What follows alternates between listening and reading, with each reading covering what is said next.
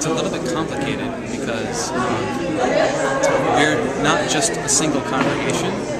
We have three main congregations that meet here, and one of them is the group that you met with this morning, the English congregation. There's also a bilingual Chinese congregation that meets downstairs. They speak both Mandarin and Cantonese. And there's an Arabic church that meets here on Sunday nights. So to ask about a congregation here is to reduce it somewhat, because it's more than just one. But is a pretty accurate reflection, I think, of our neighborhood. If you consider all three together, large Asian population in the Sunset Park area, and increasingly in Bay Ridge and Dyker Heights and Bensonhurst and those areas, and a large Arabic population, particularly here in Bay Ridge.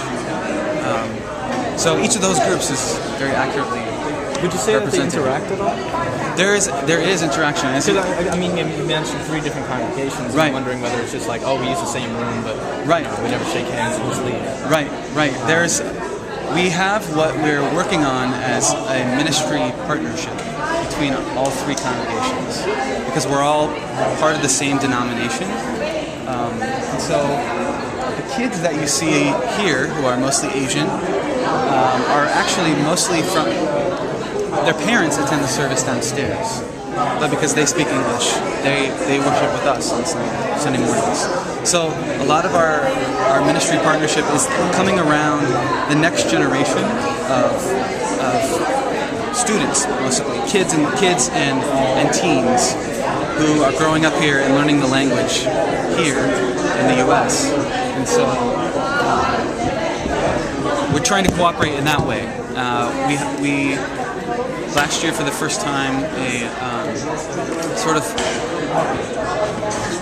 came together to share in the salary of a youth pastor to work with all of the teens. Okay. And so, yeah, we're taking small steps in that direction. And I also noticed like an elderly population Yeah, as well. So yeah. It's not just, Right. black and white. Right. So, and we were talking about an intergenerational congregation. So we're trying to sort of bring those groups together with all of our differences, and to help appreciate the diversity that we all bring to the table. If that makes sense. It does. Yeah. So. Okay. Do you know anything like historically, like how these three congregations came to be in one, like when each congregation joined? Yes. They didn't start out that way. It started out as just a general, this is a church that is looking to rent space in this building. I'm not sure how long ago, maybe in the 90s. I don't think earlier than that, but the three churches that are here now just started out as, can we use some space in your building, because we have a church and we don't have our own building. So that is definitely the way that it started, but we're trying to move away from it just being a sort of a renter relationship and working a little more closely. So. Okay.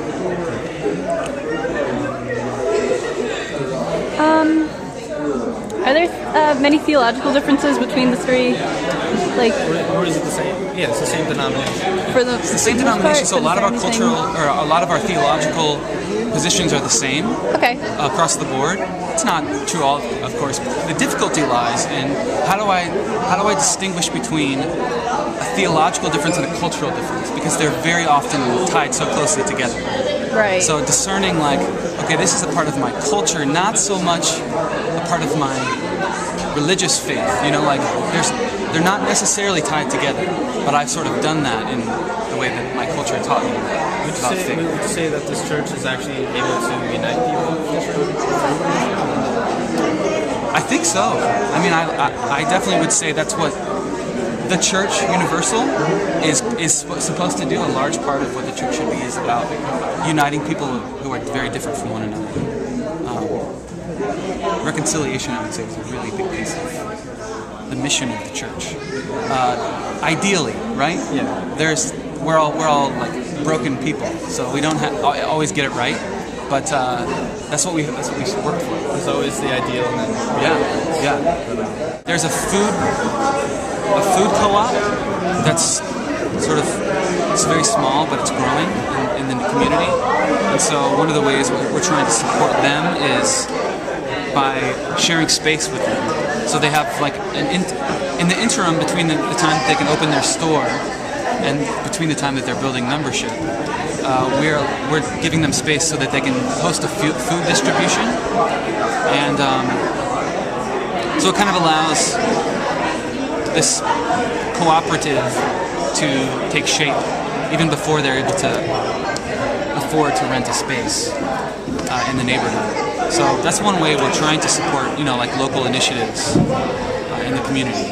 it's a spiritual base. People might come here for that. But I mean, between the integration of, say, like helping with a co-op, I mean, suddenly religion takes on a different aspect where you have your hands in Exactly.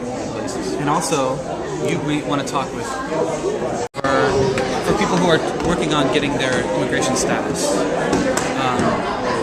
She's an attorney. She's an immigration attorney, but she's also an ordained minister. And so we're trying to build this ministry as a service of the church to the neighborhood. And it's just getting started. We don't have, actually Ben is working with them too. We talked to Ben, but that's another way that we're trying to, bridge the church and the neighborhood.